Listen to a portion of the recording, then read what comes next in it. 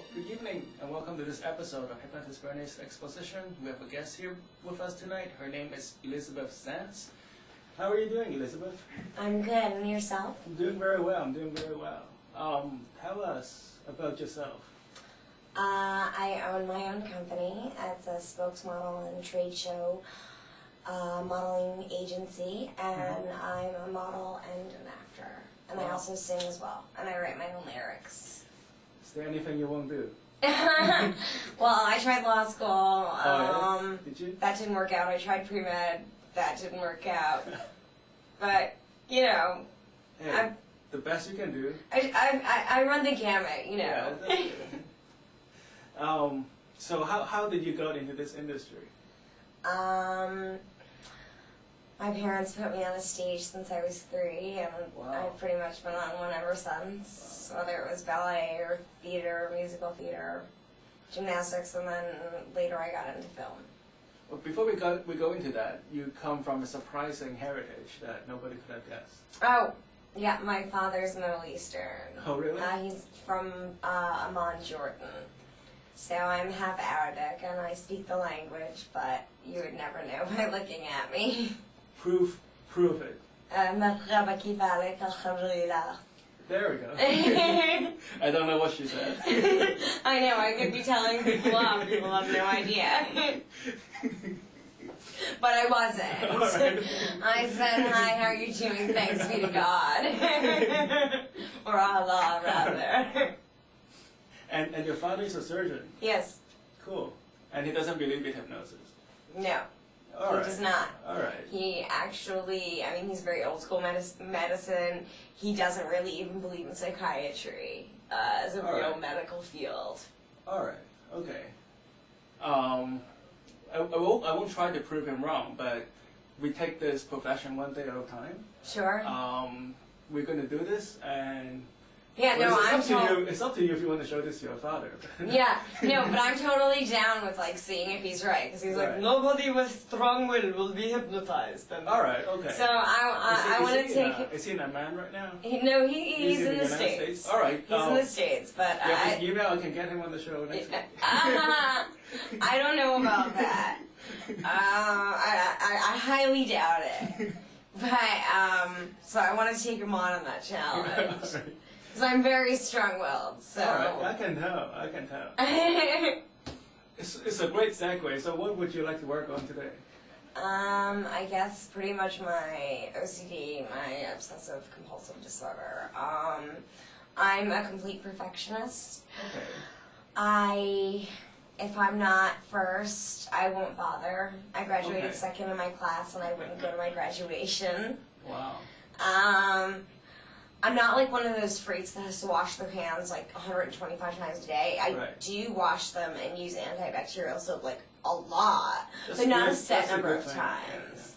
And like when I was in, my master's in college programs, I always like would check to see if my paper was in my in my folder, like if I had a paper due, and I would check it once I got before leaving the house, then once I got in the car, then again I double check again, and things like that, or like with the cats, like I'll check their food and water bowls, a plethora of times throughout the day, and it's like how much can they eat, but I just worry about everything constantly. Right. How is it affecting you? Is it affecting your performance negatively? No, it doesn't. The odd thing is it affects my performance positively because I work nonstop. And, even if it means I'm getting 2 hours of sleep, like if I have whatever I have to do, whether it was in college and grad school, a paper or studying, and now whatever work I'm working on, I sacrifice whatever I have to do to accomplish it, pretty much. All right. It sounds pretty good. What is it that motivates you to change? Don't get me wrong. It's almost like a double-edged sword because I like the fact that I'm so highly motivated, but at the same time, I am so neurotic about everything. And I guess that's what I want to work on. Tell me what you mean by neurotic. Like, what does the word mean to you? To me, well, at least in my case, I can't, unless I know everything is set in its place and everything is settled and I have everything, in my schedule and I know what I'm doing on what day and everything. I know where my, if I can't find my cats in the morning, I can't find all three of them. I'm, on a mission until I find them. So... well, it's a good thing to know where your cats are. Right, but I mean, even if, they could be hiding under a bureau, and I'm like, where is Castor? So it's that kind of thing. So it's a double-edged sword. I mean, on the one hand, I'm very motivated. On the other hand, I am so high octane that I'm just way over, Right.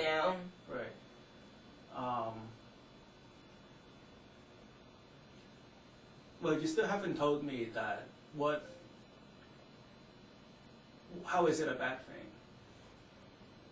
Because I am never calm. I am always anxious. Sometimes it feels like I can barely breathe. Okay. Sometimes I get so worked up I actually vomit. Okay. I just get so nervous in my stomach.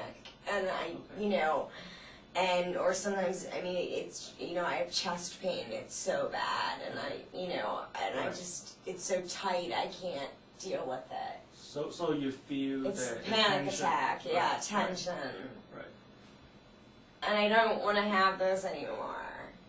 Alright, so in a perfect world, if you can change anything about yourself today, how would you describe that change? In a utopian world, I would not have panic attacks 5 times a day. Okay. This is as close as you can get to the utopian world. This is public television. Okay. Touche. If there's a utopia, it will all be public channel. So yeah, I mean, that would be pretty much working on how to calm myself down and not get so irrational when I can't find something or when something goes wrong. Right. Something that I hadn't expected happens and I completely lose it. Right. I need to learn to work on how not to do that. All right. What are some of the recurring life situations where you experience this difficulty? If I can't find my keys, if I can't find directions I just printed out, even though I know I can just reprint them on the printer, it's the fact that I had just printed them out. Where are they? Are you usually an organized person? Yes. Okay. So it's like, if everything's not perfect and in its place, and, I need a number and I can't get to it ASAP. Right. Or I need to find something stat and it's not there. I lose it. All right. I mean, lose it to the point of, sometimes hyperventilation, like screaming, crying, just breaking down. Okay. So let's for one moment pretend that you couldn't find your cats. What kind of thoughts would go through your mind? Initially, I think that they were gone. That would be my initial thought. Even though rationally, I mean, like, I've come home before and, I obviously used my keys to get in the door and locked the door, so the keys are definitely in the apartment. But if I can't find them because I have to leave to go somewhere, I'm like, they're gone. And that's just my automated, it's just like an automated response. Okay. It's gone. And before those thoughts come to be, what kind of emotions go through your mind or body? Like how do you feel physically? Physically, I just get a knot in my stomach, like immediately, or like a tightness in my chest. And I just you know, whether it's my cats, well, if it's my cats, obviously it's more important than keys or a phone or something, but, I mean, you know, if my cats, I remember one time I thought my cat had gotten out, he hadn't, but I mean, the minute that I thought he was out, I was screaming for him. Right. You know.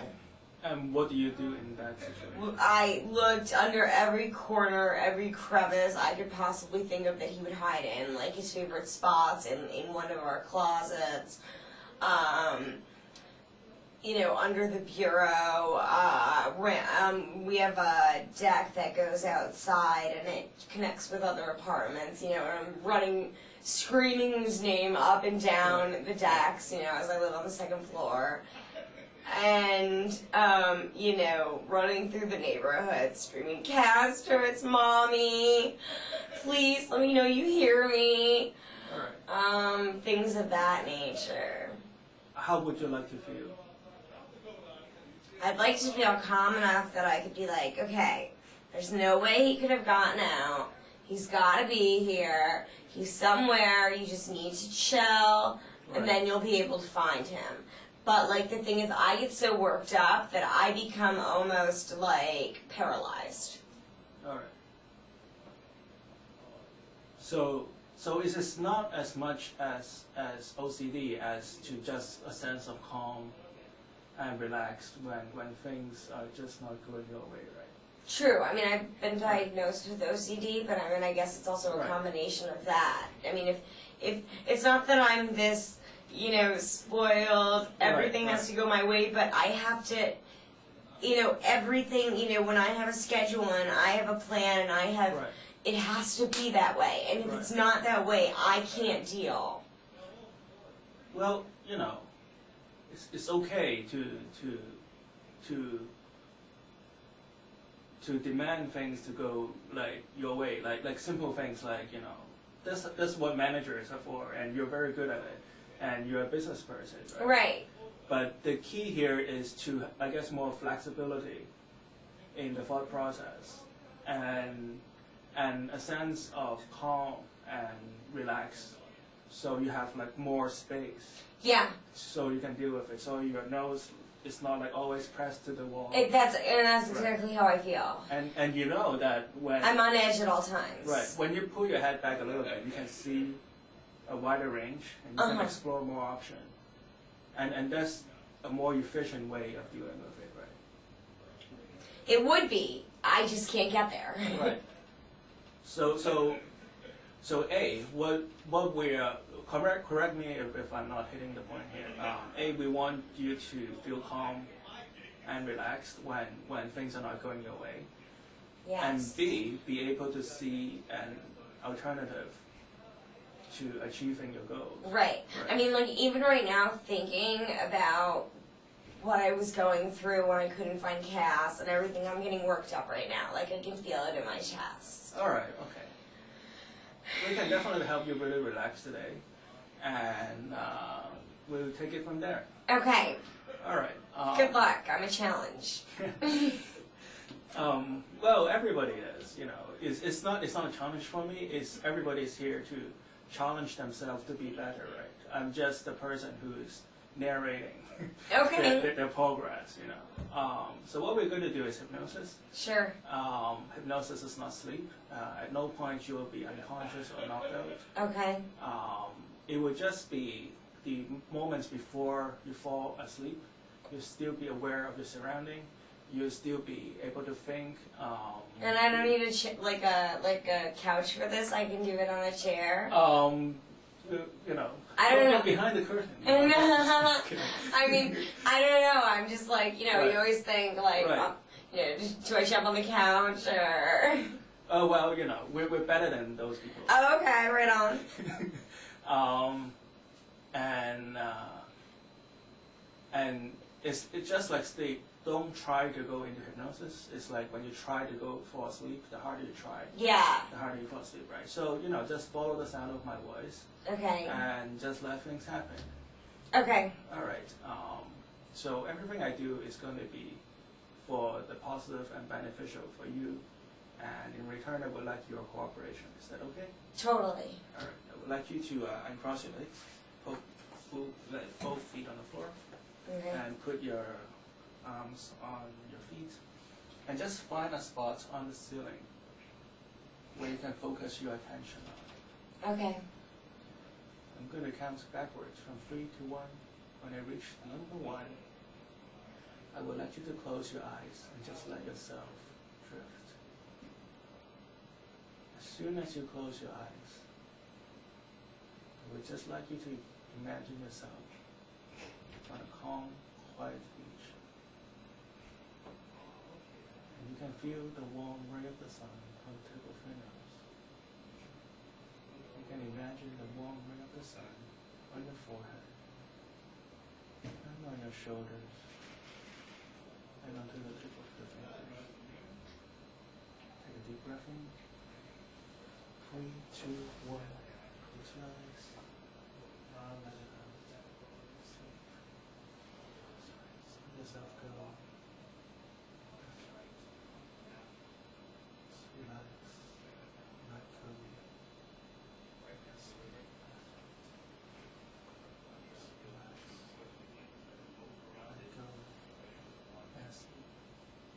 Still feeling the warm ray of the sun on the tip of your nose. Feeling the warm ray of the sun on the back of your eyelids. Still feeling the warm ray of the sun in your chin, your ears, your shoulders. That's right.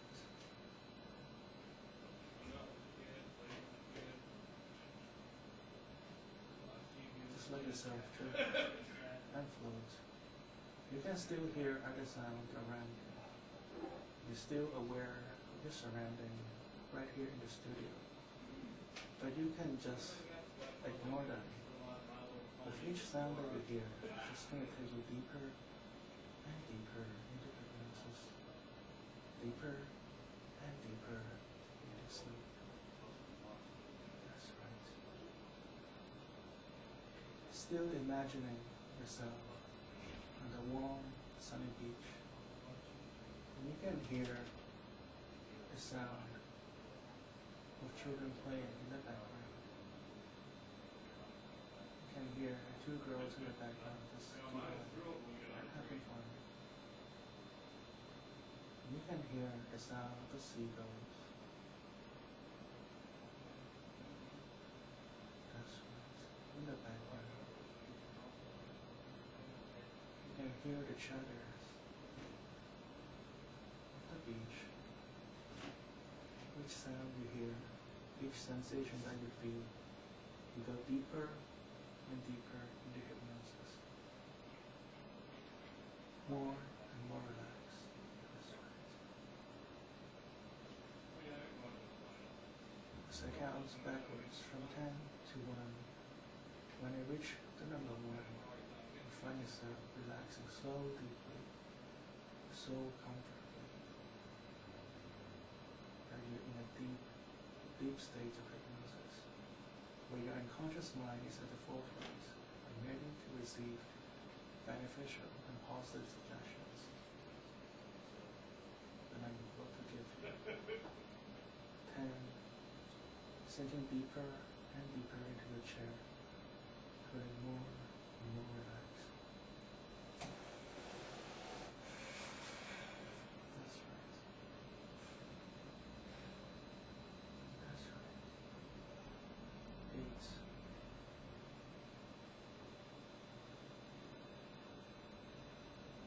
7. Deeper and deeper down. That's right.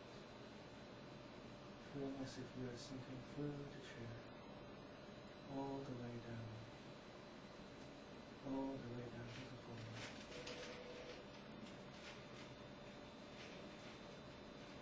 5,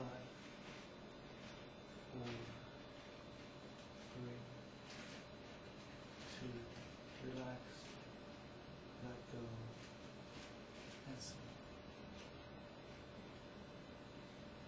2,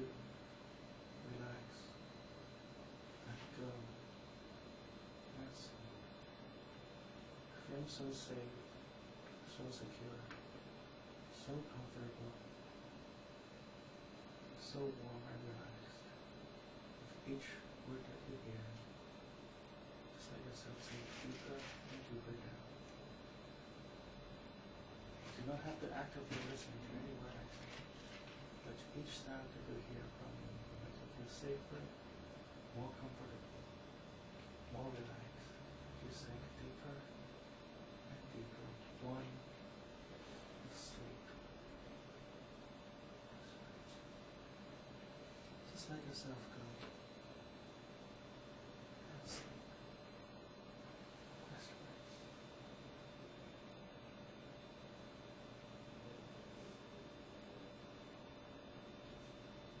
That's right.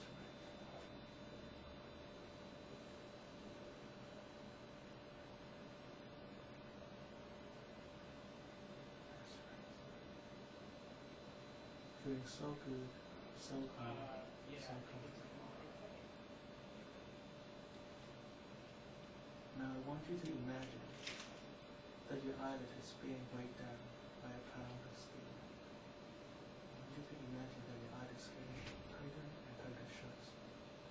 When I count from 1 to 3, your eyelid will get so heavy that you will not be able to open them even if you try. 1, 2, 3, try, and you cannot. That's okay. You can stop trying. And just relax and sleep deeper and deeper down. More and more relaxed. Just let yourself go and sleep. Feeling so good, so calm, so relaxed. You can still hear the sound around you. That's okay. You can easily let those sounds take you deeper and deeper out of hypnosis.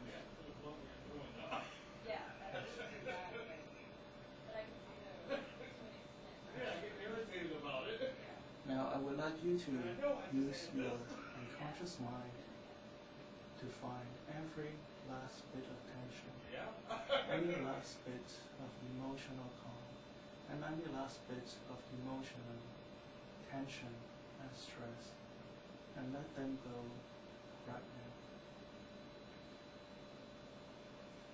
That's right. If in the past, anything that may have bothered you, anything that may have added to your stress, your tension, it could be a story in the past. It could be an emotional thing in the past. Just let it go. You do not need to hold on to them anymore. That's right. So you can release them right now.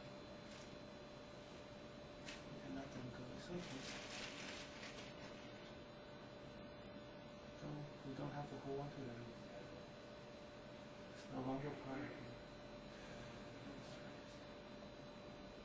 Let them go right now. That's right. It's okay. It's okay.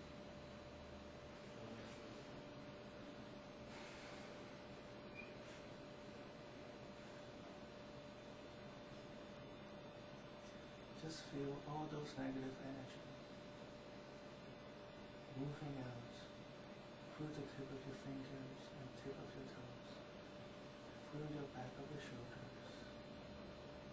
You can just release them right now.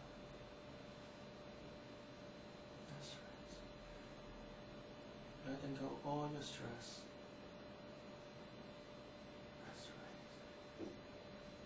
I'm going to count from 1 to 10.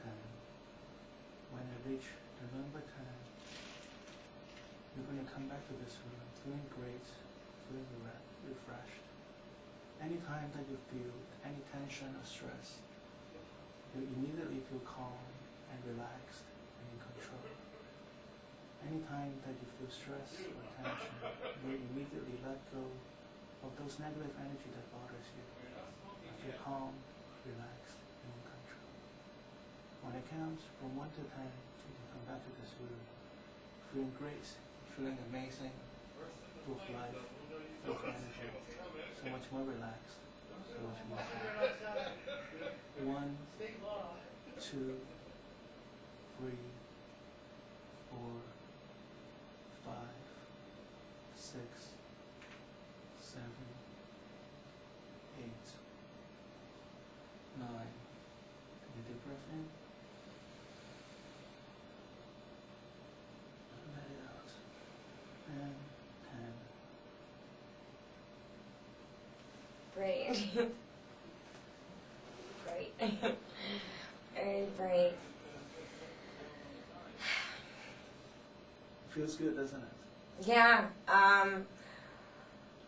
When you started talking about the part about some things in the past, I started to tense up, and I can tell there's something. yeah, I was thinking about something that I really didn't want to think about, but afterwards, you definitely calmed me down a lot. Why don't we talk a little bit more on the hallway? Okay.